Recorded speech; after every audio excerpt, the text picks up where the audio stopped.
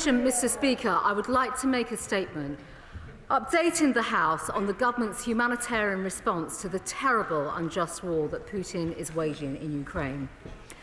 We are united across this House in the horror at what is happening, and the whole country stands with the heroic people of Ukraine. And Mr. Speaker, I've literally just come from a meeting with our dear friend and colleague, the Ukrainian ambassador to London, and I've just heard at first hand some of the real pressures and the tensions inside of the country.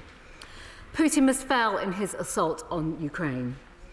Working closely with the Ukrainian government and allies in the neighbouring region, the United Kingdom is standing shoulder to shoulder with Ukraine, sending military support, defensive military aid, training thousands of Ukrainian troops, as well as introducing one of the toughest sanction regimes in the world. We are supporting NATO partners, pressing for more economic reform and energy independence in Ukraine, banning Aeroflot and calling for an end to Russian involvement in the SWIFT banking system. We will continue to think robustly and creatively about what more we can all do. And as I said in the House yesterday, the government will bring forward amendments to the visa penalty measures in the National Anti-Borders Bill so that we can slow down and effectively stop the processing of Russian visas of any state that poses a threat to our national security or the interests of our allies across the world. The government of Ukraine has requested that the Russian government be suspended from Interpol, a position the UK wholeheartedly endorses, and we are rallying other international partners to also call for the same and support.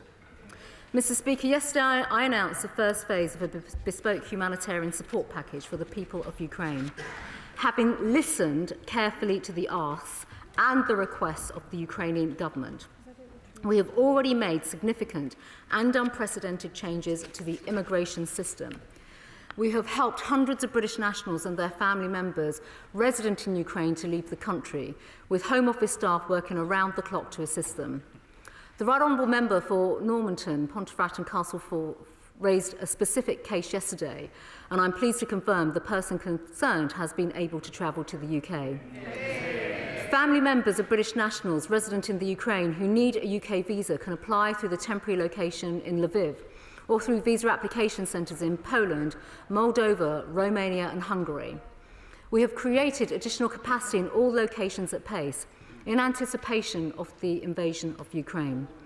This includes a pop-up visa application centre in Reservoir in Poland, which has provided total capacity currently of well over 3,000 appointments per week. Our contingency plans have been enacted now, and they're expected to further increase total capacity to 6,000 appointments a week starting this week. By contrast, demand across these locations is usually approximately 890 biometric appointments per week. There remains availability for appointments and walk-ins across every location. Should more capacity be required, we will, of course, deliver it. And, Mr. Speaker, I should also add at this stage as well, we have our rapid deployment teams already in the region. And in fact, the FCDO sent them in a few weeks ago to support this whole effort. I've also removed the usual language requirements and salary thresholds to come to the UK to be with their family members. And where family members of British nationals do not meet the usual eligibility criteria, but do pass all security checks, we will give them permission to enter the UK outside the usual rules for 12 months. This means that British nationals and any person settled in the UK can bring over immediate Ukrainian family members. Through this policy alone, an additional 100,000 Ukrainians could be eligible to come to the UK and access work and public services. There is no limit on the numbers eligible under this route, Mr. Speaker. Anyone in the Ukraine intending to apply under the family migration route should contact the dedicated 24-hour Home Office line for assistance before applying. Ukrainian nationals already in the UK have been given the option to switch free of charge to a points-based immigration route or a family visa route. Visas for Ukrainian temporary workers in some sectors are being extended so that they can stay until at least the 31st of December this year. As I said yesterday, I've heard some members calling for visa waivers.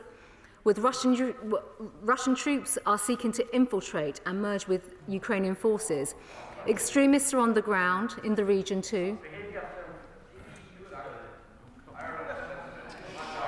Listen to the statement, for goodness sake.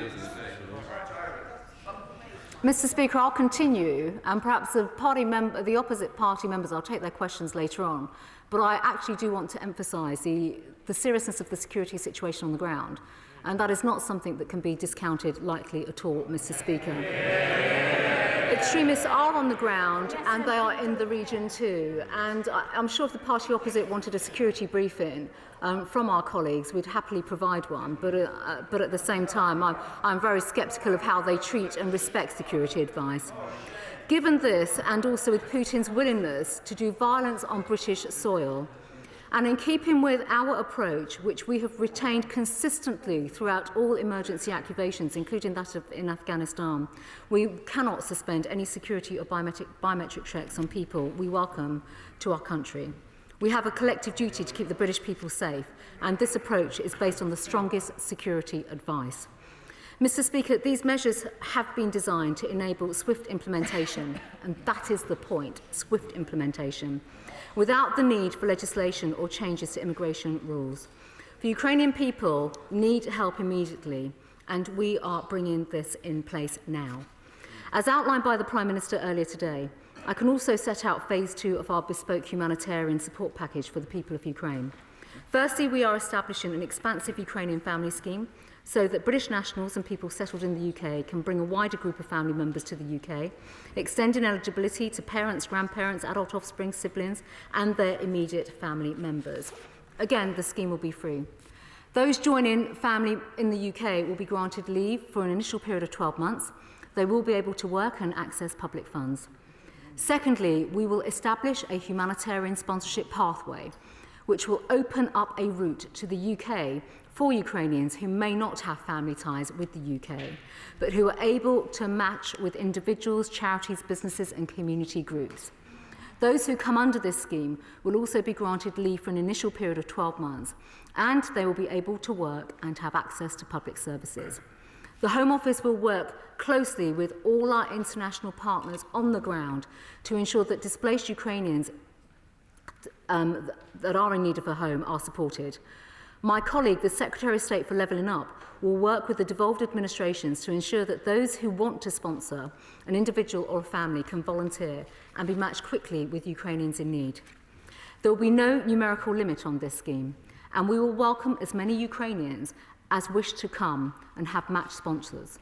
Making a success of the new humanitarian sponsorship pathway will require a national effort from the entire country. And Mr. Speaker, our country will rise to that challenge. Mr. Speaker, this is a very generous and it is an expansive and unprecedented package. It will mean that the British public and the Ukrainian diaspora can support displaced Ukrainians in the UK until they are able to return to a free and a sovereign Ukraine. We are striking a blow for democracy and freedom against tyranny. Above all, we are doing right by the courageous people of Ukraine. We will help British nationals and their families to get out of Ukraine safely. We will support our displaced Ukrainian friends. We will respond robustly to Russian threats here in the UK.